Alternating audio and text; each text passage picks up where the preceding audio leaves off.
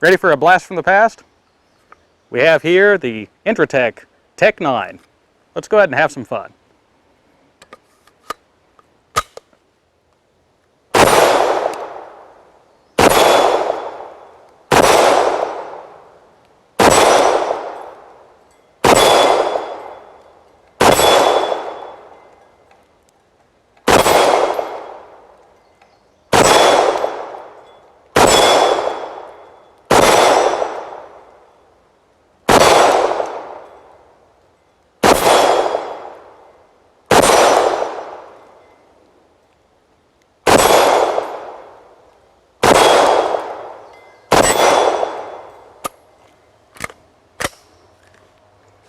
Blast from the past. Welcome to Craig's Gun Channel. Today we're going to cover the Intratec TEC 9. The TEC 9 has its origins based on the MP9, an open-bolt 9mm submachine gun originally designed by Interdynamic AB of Sweden in 1983. The MP9 was designed to be marketed to military and law enforcement in Europe as a lower-cost competitor to the MP5 and Uzi, but there was no real interest and contracts never materialized. So the company decided to try civilian sales and redesign the pistol to be an open-bolt semi-automatic pistol. Seeking the large civilian firearms market represented by the United States, the company opened a subsidiary in the US called Interdynamic USA, and they offered this new semi-auto version as the KG9, named after the two principals of the US subsidiary, George Kellgren and Carlos Garcia. The KG9 was an open-bolt 9mm semi-automatic pistol that used 20 to 50 round stick magazines, and there was even a 72 round drum magazine available. The open-bolt design of the KG9 lent itself to be easily converted to a fully automatic machine gun and was being frequently tied to criminal activity. As a result, the BATF imposed changes forcing Interdynamic to redesign the pistol as a closed-bolt system. This new design was renamed the KG99. Eventually, Kellgren left the company to pursue other interests, and the Swedish parent company Interdynamic no longer wished to remain associated with the firearm, leaving Garcia to rename the company Intratec. The KG99 was slightly modified, primarily with the addition of a metal rear receiver cap to address cracking issues in the rear of the polymer frame, and was renamed the TEC 9, and production continued. In 1989, a school shooting in California, which utilized one of these, caused the firearm to be banned in California by name. So Intratec made some slight cosmetic changes, primarily the sling attachment location, and renamed the redesigned pistol as the TEC DC9, with DC standing for Design for California. These designs remained in production until the assault weapons ban of 1994, where they were not only banned by name, but also by design features, namely the barrel shroud, the threaded barrel, and the high-capacity magazine. Again, Intratec redesigned the pistol, removing the barrel shroud and the threaded barrel, and offered it with a compliant 10-round magazine, and they renamed it the AB10. AB standing for after ban, and 10 for the 10-round magazine. The new design would still accept the original 20 to 72 round magazines, however. This design would continue to be produced until the company was dissolved in 2001. Let's take a closer look. And as always the case, before working on any firearm, you want to do a safety check to make sure that the firearm is free and clear of any ammunition. This is the magazine release. It's a paddle style magazine release. You just push it forward, or in operation, you would grasp the magazine, pull it forward, and then you could slide the magazine out.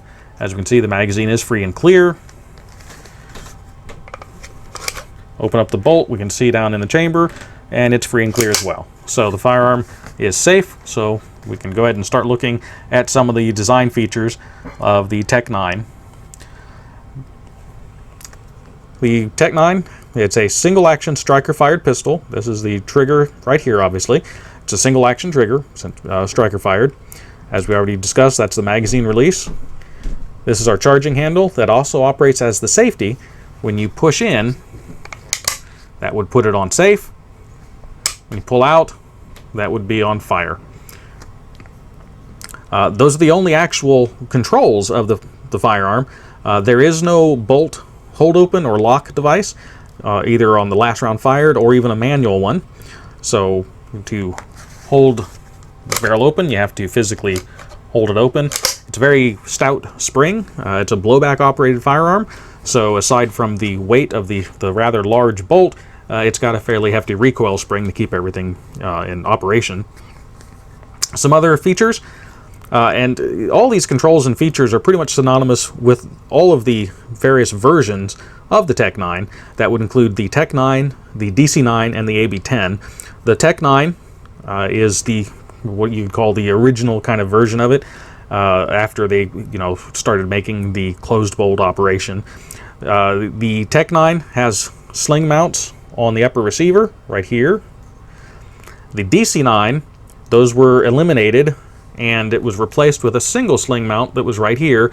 It was on basically a stamped metal piece that went in between the tubular upper and the polymer lower, and it was just a single piece that came out and had a slot in it for a sling.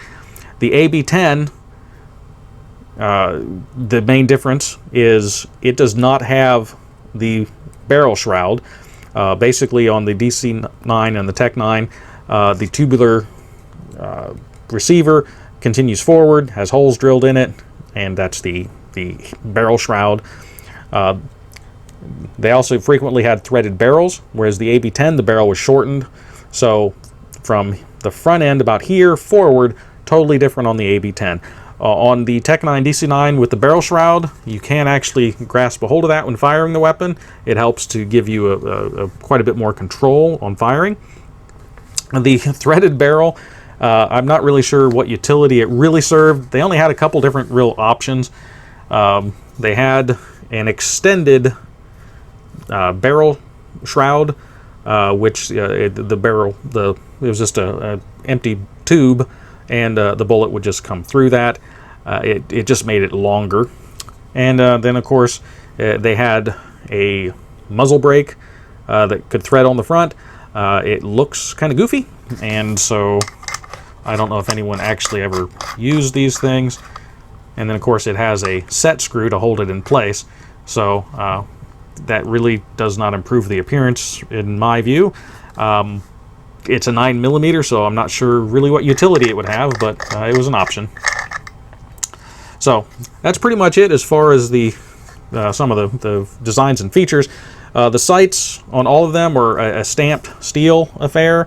They're fairly crude. They're not adjustable in any format. They would serve to get you pointed in the right direction.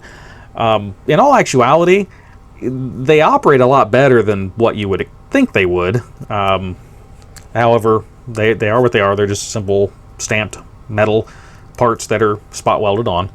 The barrel is hooked to the front trunnion, which is inside the tubular steel receiver, spot welded in place right there and right there, and so none of that can come out, none of it's serviceable.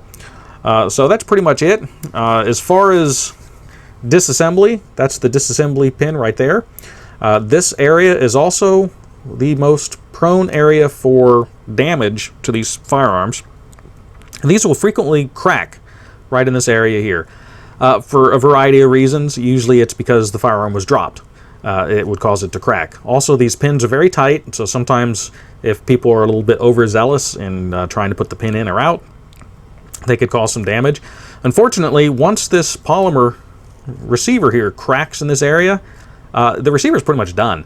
People have tried all kinds of epoxies and solvents and plastic welding to try to repair those issues when it occurs. None of them are really successful. So once that's cracked, the receiver is pretty much unusable, and you have an assembly of parts. So one thing you want to keep an eye out for. Now, as far as disassembly, like I said, those pins are frequently very tight, so you'll need usually some persuasion. So a little punch and a small hammer. Like I said, you do want to be careful when you're doing this so that you don't inadvertently damage the receiver. So once the pin's out, you can pull the trigger to release any spring tension, and then the upper receiver comes off the lower receiver. So on the lower receiver, very simple in operation. They're all stamped metal components. There is our ejector right there. That's the sear, and that's the disconnector. Now, in operation, it's a very simple operation. When you pull the trigger, it pulls the disconnector down, and that pulls the sear down. See if you can see that. Now, when the sear goes down, that releases the striker, so the striker can go forward to fire the cartridge. Also, on its way forward, it pushes onto the back of that disconnector, and see if I can do this. That releases the sear so it can come up. So then when the cartridge fires and the bolt comes back along with the striker assembly, it comes back, and then when the bolt comes back forward, the striker would get caught again on the sear, and it's ready to fire. You could lift the trigger up. That disconnector grasps back a hold of the sear, and then you could pull it for the next shot. That's how that works. As far as these parts here, you would not want to disassemble this any further. There's really no need to. You can get access to everything to clean it out here. You just want to clean it all out. A light coating of oil for corrosion prevention and lubrication. You would not want to disassemble any of this because any changes or damage on any of these parts could make the firearm unsafe or just inoperable. Also, parts are hard to come by for these, so for the most part, you'll just want to leave all that alone as it is. The upper receiver, this section here is what the pin goes into. It has a detent ball, the little shiny silver ball there, and that would engage the pin in that central groove to hold it in place. The pin itself is usually so tight in the receiver itself, the lower receiver, in the hole there, that usually that's not needed. However, the more times the firearm's taken apart, the more that everything would get worn, and eventually that detent ball theoretically would be there to hold it in place. This right here, these two sections, that's the striker assembly itself, and that little rod right there is the firing pin. This is the guide rod for the striker. Of course, there's the spring for the striker, and you can see the main recoil spring farther down in there. So we'll go ahead and take a look at disassembling the rest of this. Has a metal screw-in rear cap. This was actually one of the improvements that was made on this firearm. The original version, back when it was an open bolt firearm, did not have that screw-in back plate. Instead, it used the actual back of the receiver itself to hold everything in place. As a result, this polymer here took all of the abuse of that bolt going back and forth, and so it's not unusual for those to start cracking in the back section here. And of course, once that occurs, there again, receiver is useless. So this screw-in back plate was a fairly big improvement on that. This pin in the back engages with a hole in the back of the receiver, and that's what locates it. And the slot there is what you use to disassemble it. So basically, it's a screwdriver, and you just turn it counterclockwise. Now it is under spring pressure, so you want to keep a hold of everything. So once you unscrew it, there's the back plate itself.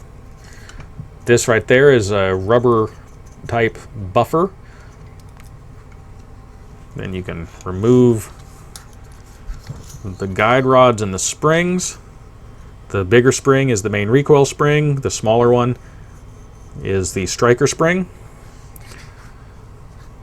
Then the bolt itself, you would move the charging handle back to that large hole, because it can now go all the way back to that now that the back plate's off, and you can just pull the charging handle out, and then the bolt will just slide out the back.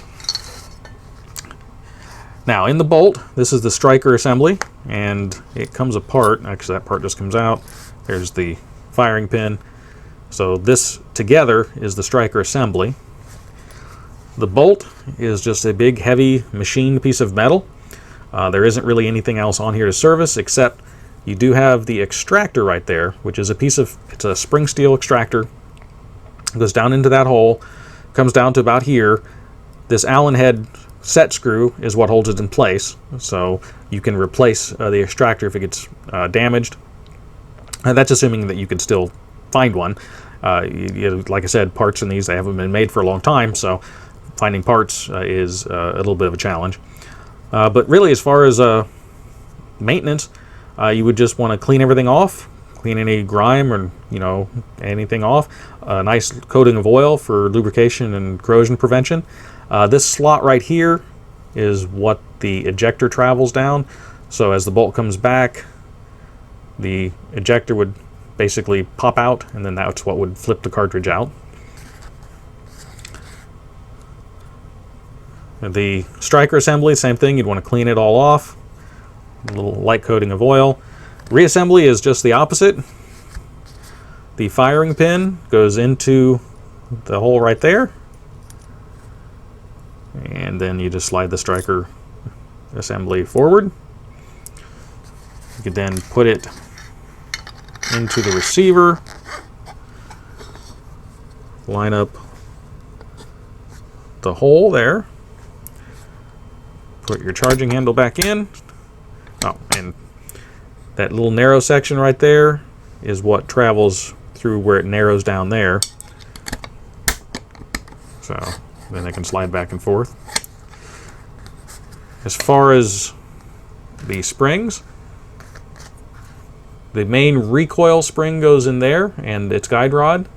The striker spring goes into this hole there along with its guide rod. So you line those up. And then you can let it all come forward. Put your cap on.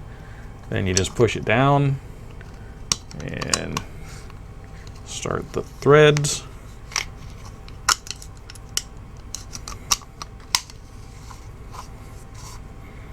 And once they're started, just tighten it down.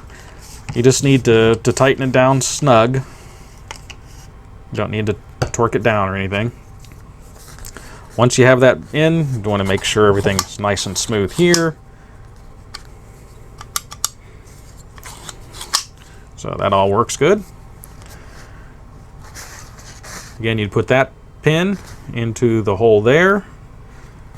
This section would go into this channel right there, and then you would line up the hole there with the hole there. So put that in first. At this point, you'd want to pull the trigger to release the spring pressure from the sear. And at this point, when you line it up, you push back. And it takes a little bit of finagling, but the trigger needs to come forward so that basically the sear and everything clears. Make sure your hole's lined up there. You can put your pin in. And you'll probably need a little bit of gentle persuasion.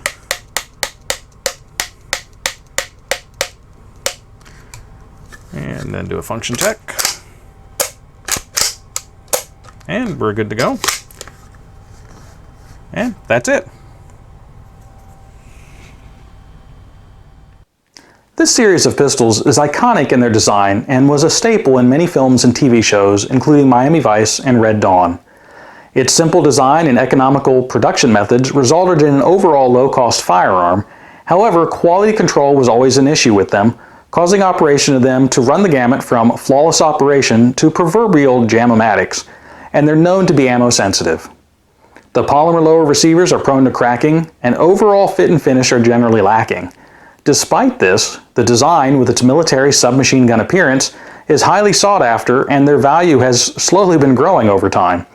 It's not uncommon to see them in the $600 and up range these days, depending on which specific version, with the original KG series running even higher. I hope that this information is of value, and want to thank you for joining me today. And please subscribe to make sure you don't miss anything. And as always, until next week, stay safe.